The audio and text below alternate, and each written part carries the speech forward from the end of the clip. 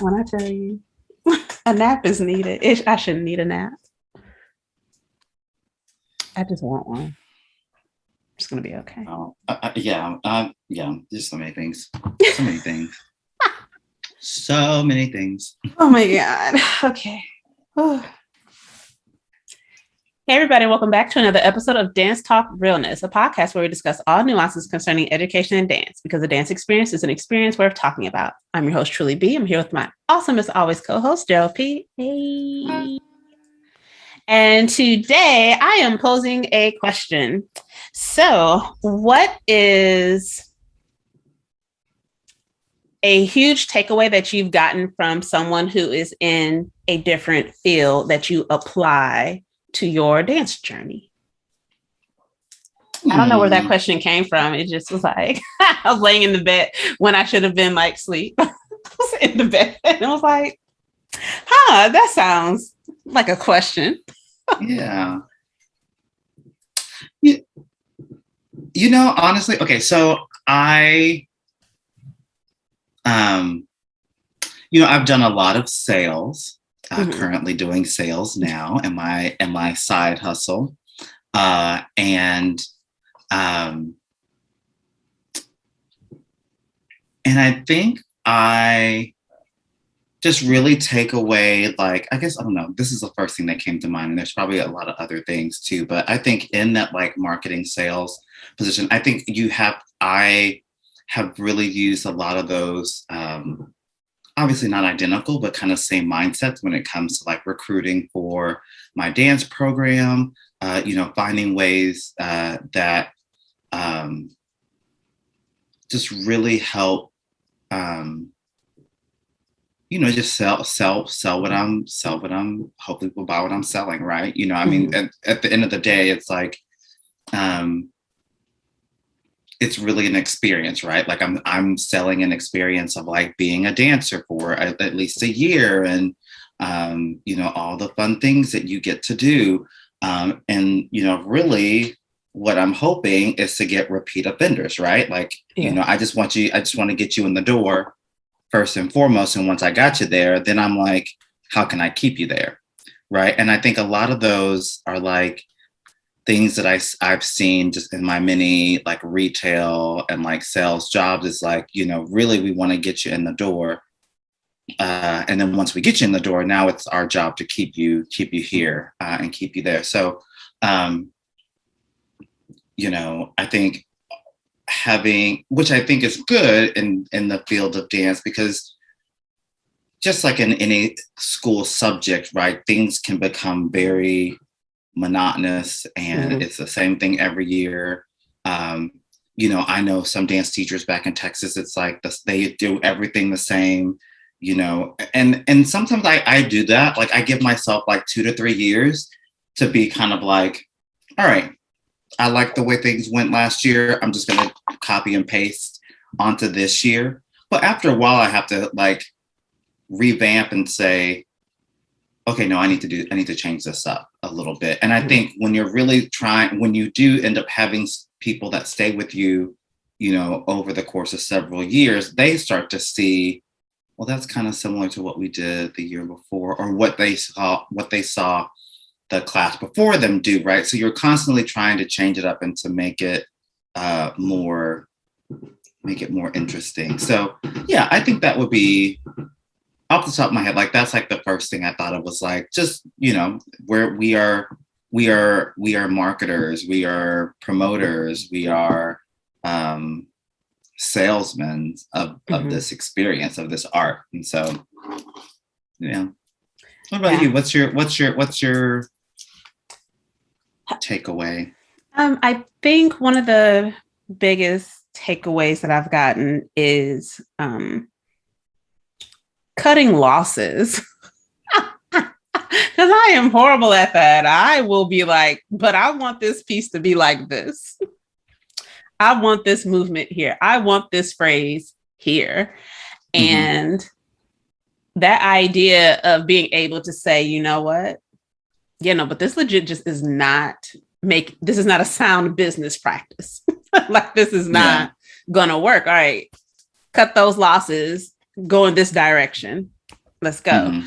And that in a way to me is, at least how I've learned, is not exactly an artistic way of thinking. Um, I would say I was more so taught in the sense artistically of, okay, find ways to kind of like maneuver around and like, how can we tweak it? In which Mm-hmm. I steadily try to do. But sometimes there comes a time when you just have to say, yeah, no, cut this. Um, which sucks. And again, I say I still struggle with it because I'm like, but I want to do this. Um, but sometimes it just doesn't make sense. For Mm-hmm. example, like especially when working with students who you may have this in your head perfect idea for a new piece, and then you get into the space with the students, and it's like they can't do not their thing that you want to get done. Mm-hmm. And it's like, yeah, you could try to like finesse it and work around it, but Mm-hmm. sometimes you just have to be like, let me shelf this idea. Yeah. And I think the thing that turns me off about that is that I am very much one that I'm like, if I have to shelf that idea, to me, that feels like I'm just disregarding it completely. Whereas it Mm-hmm. could just be okay, this is not the season for this. We can come back to that idea. Like we can always run that back, try it again. Mm-hmm. Um, Mm-hmm. when these students have more experience, or maybe even with a different group, it could work. Maybe in a different environment. But man, like just being able to say, okay, this is a better decision. Let's go with this. That thing is hard. Yeah. I stay Yeah. trying to finesse a situation. I'm like, but you can do a triple though. Practice. Right.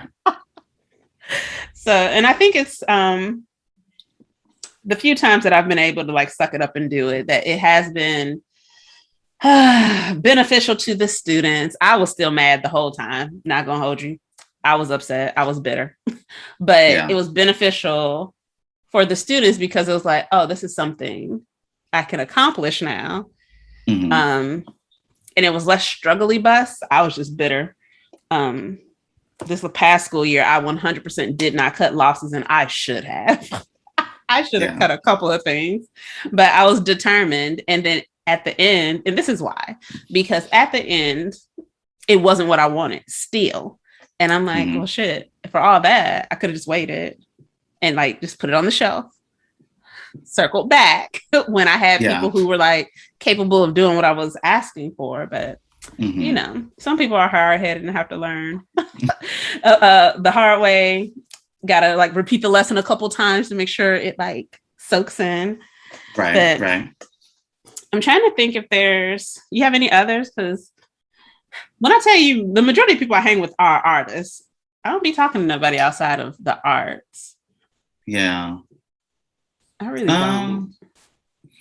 Definitely, there are some like, so I have an MBA, so there's definitely some things as far as like organization and like managing, and like I feel like that those kind of things really help me, because the thing that I think we both can agree on is that sometimes there are artists out there that just, they're very good artists, but they don't know how to manage their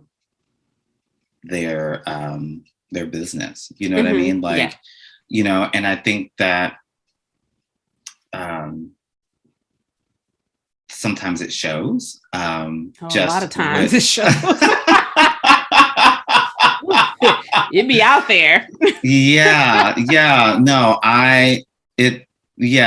And I think that those are things that I think we all just have to learn that, right, as we go. We're not all, working for big companies and have secretaries and, marketers and, like all the things I was saying before, like, so we have to learn how to do a lot of that stuff ourselves. And it's networking, right? And it's like, and I guess it's even a step further than networking, because once you make those connections with those people, then you just kind of have to know how to talk to people in their lingo, not just from your artsy from our artsy, like, yeah, I want to do this and blah, blah, blah, blah, blah. Yeah. And I need thousands of dollars, right? No, you have to really know how to finesse like these conversations. And I mean, I don't want to say finesse these people because, you know, I mean, but also, that's kind of what it is, though. yeah.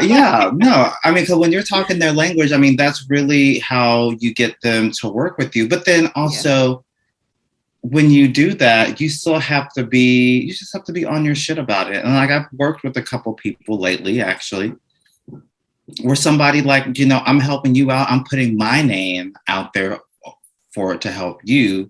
Mm-hmm. I'm putting someone else's name behind my name to put your name out there. Like, you got to be on your shit. And this person wasn't on their shit. And it kind of like really made me look bad. And I'm just like, well, now I can't fuck with you now. Like, I can't do that. I can't help you because this world, this industry is small. This community is small. And, you know, people talk. Mm-hmm.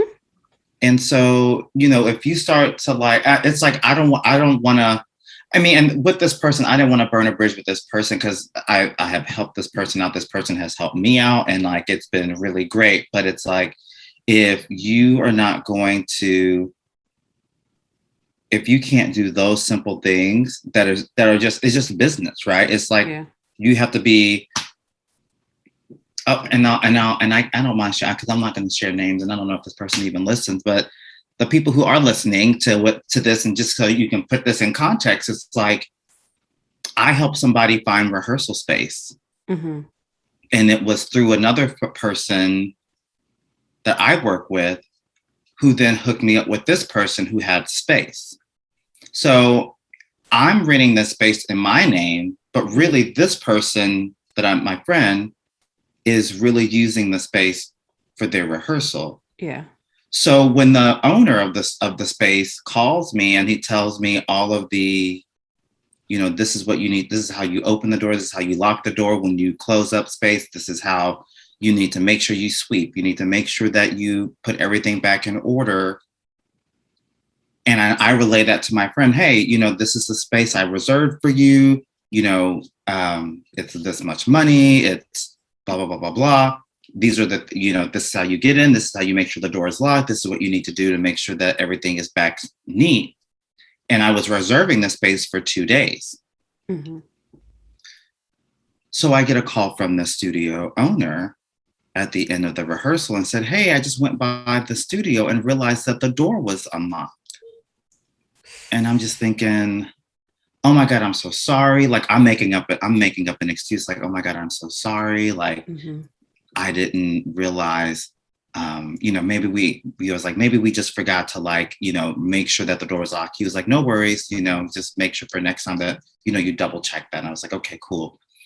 Then he sends me a message back and says, well, actually, we looked at the video of the studio and realized that you all didn't sweep or do any of like the tidying up after your rehearsal. And I was like, I mean, at that point, I'm like, so I'm just texting my friend, like, listen, like, this is embarrassing. Like, I was like, the owner's really upset that you didn't do the things that we talked about when I got you this space. And so I told him, I was like, even though I reserved the space and I paid for it out of my money, I was like, hey, listen, I was like, you need to move your rehearsal to a time when I can be there, because I can't trust that I'm reserving this space for you, that you're going to actually follow through on these things that this person is asking us to do. And I was like, this is my name that he knows. He doesn't know that you're coming in. So then he was like, well, yeah, I don't know if we can change the rehearsal space. Well, I was like, well, I don't know if I have rehearsal space for you. Mm. Sorry. I was like, here's a list of some places that have rehearsal space. You can reserve it for yourself under your name. But I was like, I won't put it under mine. Yeah. And it's like, that's just people being artsy, but just not being on your shit. Like, you can't,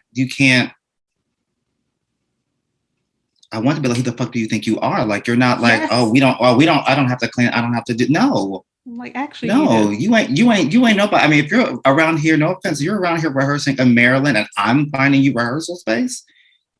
And this person was working with a big name choreographer. So he was like, yeah, like, I'm excited for this, which, I had no qualms about that.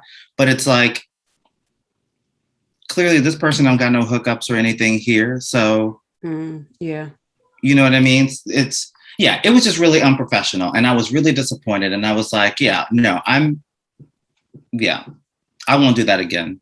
I won't ever put anything under my name where I'm not there to supervise it or to make sure that, things are going to be right. Like I said, this community is small. People talk. It's yeah. And very much so, for me, that ties into that idea of cutting losses. Not to say I would just like completely cut off this person as a friend or working relationship or whatever. Not to say that. Yeah. But exactly what you're saying in that, well, I won't extend myself like this again. Right. Because like I tell students all the time, I was like, I don't like trash attached to my name. No. I'm like, people know me. Yeah. I have a reputation for XYZ. I want to maintain and improve said reputation. I don't want to go backwards. And I'm not known as one who doesn't follow instructions. That if you have a space that I can rent and you're like, okay, I need you to do XYZ whenever you're using this space, then I'm doing XYZ and possibly ABC just to be a little extra helpful. Because I acknowledge the fact that it is a blessing that I have a connection with somebody who is allowing me the use of a space. Right. And I don't want that to be misunderstood as, oh, well, like I get the free hookup on space. No, I pay everybody. Right. I'd be like, man, we will practice in my living room if I don't have the money, because I'm not even going to ask for the hookup. The hookup is that you made time in that schedule to ensure I could rent the space, because I know spaces go quickly because it's always hard to find one. And so to not uphold my end of the agreement to me is unacceptable. And I'm like, do I like sweeping studios? Do I like wiping stuff down? Not at all. I'm like, most people do not. However, that is just a part of it. And then just as a friend, even if we weren't friends, even if we were just colleagues, I don't like embarrassing other people, because then I know somehow it's still, my name is still getting put in that. And again, I don't like trash attached to my name. So I don't want people talking about me. And like you said, the community is small. Yeah. It takes nothing for it to get around that you don't do the things you're supposed to do. And then people are going to be way more hesitant to offer. And so when someone's doing that under your name, that's even worse. Because I don't like getting in trouble for stuff that I didn't do. I don't like it. Like, I hate it so much, because I'm like, I didn't do it though. Like, if I have to go down, I want to have at least earned it. Right. Exactly. that just happened to me a couple of hours ago, where I'm like, really? Like, we're going to bring that up because that had nothing to do with me at all. But okay. It's like this is not a me problem, but go off, sis, I guess. Yeah. Yeah, no, that is one way to piss me off. That I'm just like, I ain't do that. Like, I don't like getting blamed. And then also a great way to piss me off is that I help you do something and you fucking up. And everybody looks at me like, well, you said that this was going to happen, and then I'm to blame. I'm to blame for something that I did not do. And again, I say, pisses me off. So no, I fully am with you on that. Yeah. That, you know what, low key, I be cutting people off for stuff like that. But I'm like, I'll still talk to you when I see you, but I can't do additional conversation, because every time I talk to you, I'm gonna remember that happened, and I'm gonna be mad. I'm gonna feel a type of way, because I'm like, don't embarrass me. I be like that with my kids. I'm like, don't embarrass me. If your name is ever attached, I'm like that with my students. Don't embarrass me. I don't like being embarrassed. Right. Especially when Right. it's avoidable.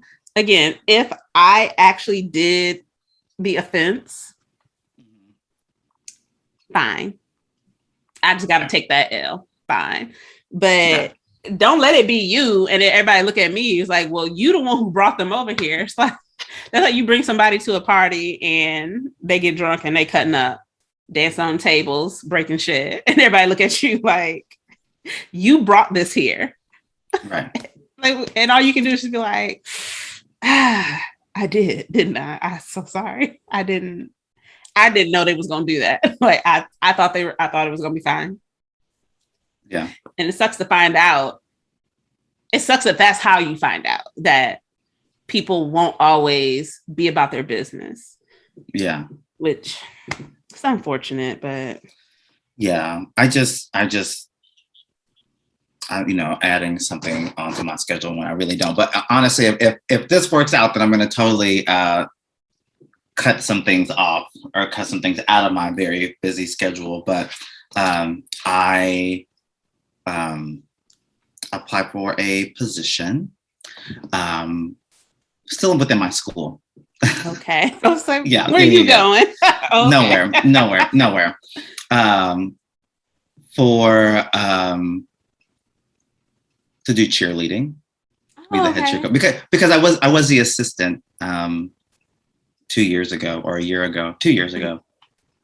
But some things were brought up in the interview about some things because I actually was the assistant only because an administrator asked me to step in because the coach, which I still don't know why they do this in my county. People already know where I work. It's okay. As I'm wearing the shirt, right? Yeah, it's fine. So like, I don't know why they do that where you don't have to work at the school. Yeah, no, that is weird. To coach something. Like you can just be Joe Schmo on the street and you're like, yeah, I used to play tennis. All right, well, come be our tennis coach. Yeah, it's like, I feel like there needs to be a lot more things in connection. Place. Right, exactly. A lot more connections to the actual population. Correct. Be invested in this school. Correct. Exactly. But I was asked because this coach ended up leaving the county, but stayed in to coach. But there were some time issues as far as like when they were done. So they would take a long time to get to school for after school practices. So then that's when when I took this on, because I already had a lot on my plate.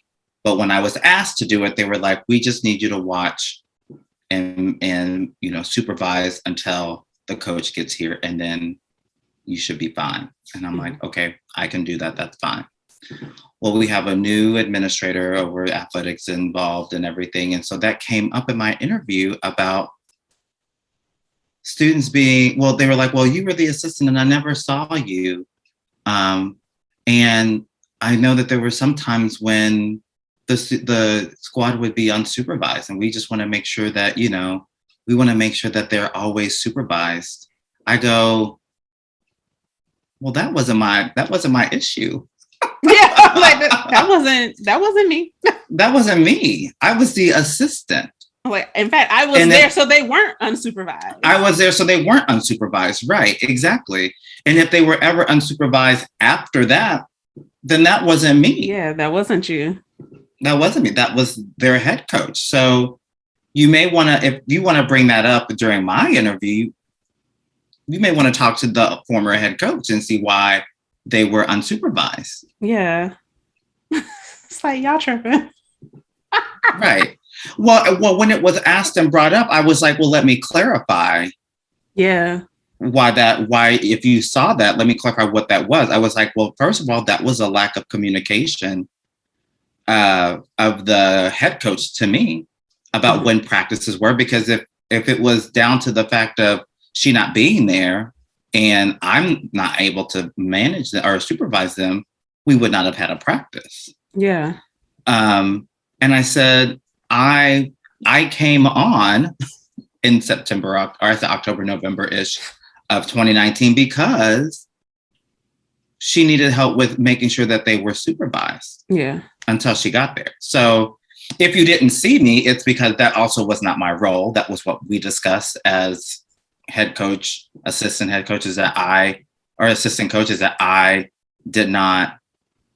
I was only there to manage them during their practices at the beginning. Didn't have to be there anywhere else, which was nice. But anyhow, I say all that to say that, yeah, don't bring my name. Don't bring me down on something that like I know was not me. Like, trust me, I can do some crazy shit, and I will own that. Yes. But don't put me in that. That one was not me. Thank you. I'm like, yeah, I be wilding. I know I be wilding, but also that wasn't me though. That had nothing to do with me. Like, that had absolutely nothing to do with me. So yeah, but yeah, it's like, right. It's definitely one of those things where it's like who you associate with in this field matters, because it's like, that's why it's so small. All this shit comes back. Yeah. All of it comes back. Yeah. That is true. That is very true. Yeah. When do you know, well, we kind of know the answer to how they be about responding to stuff, but approximately, hopefully, when will you hear back?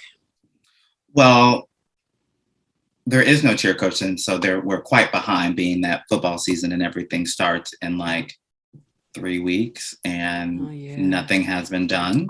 So they said it'd be quick, although, I have some feelings, especially, that last question kind of did me in, where I was like, do I even want to work with you? Because if we trying to bring up that stuff, or if you're holding on to that, you already have a perception about me that has nothing to do with me. And like, I don't like that. Yeah, no, I wouldn't either. Yeah. Because it's like, it's as though you're coming in under a shadow that it's like, but this wasn't me though. Like, I didn't do it. Right. So why is it being held against me? Right. Yeah, that's trash. But yeah. But honestly, I don't know who else I interviewed. So I can't speculate and say like who, I know I'm very qualified, but we'll see. Yeah. I was like, look. So I'm like, if they're still hiring, since they like hiring people who don't work for the county, let me get the job, and then you still do it. Like, I just need an excuse to be up there cutting up. So yeah, you'll still be in charge. I'm just there for your like comedic relief. Yeah. If you had a rough day, I got you. It's fine. Yeah. Like, what is she doing? I don't know nothing, but I cheered in 5th grade. That was it. So that's all I got. That is the experience I have. I know right from left. I know how to teach people to be a good bass. I can do that. Well, right. And that's the thing too about that. I felt like, I don't know. I know one other person that might interview, and I don't know what they are going to, what their experience is with cheerleading or not. But, I know what my experiences are, and I know what they weren't doing before I got there. So, what they weren't doing even when I still got there. So, they were. I don't know. It's totally off topic. But that's how we do. It's what it is. What it is. It is what it is. Yeah. Mm-hmm. I don't understand why. I think we've talked about this before. Actually, you know what? This could be. Do you want to pause this and have another? And do another. Let this be for Friday, and we have another conversation. Yeah, we can do that. Okay, cool. All right. So thank you for joining us here yet again. We're gonna circle back, y'all. We're gonna circle back. If you have any questions, comments, observations, anything, drop us a line. Feel free. Be sure to like, comment, follow, subscribe across all the places where you can find us. And we look forward to continuing the conversation with you next week. We'll see you then. Bye. Bye. He was like, She's like, but also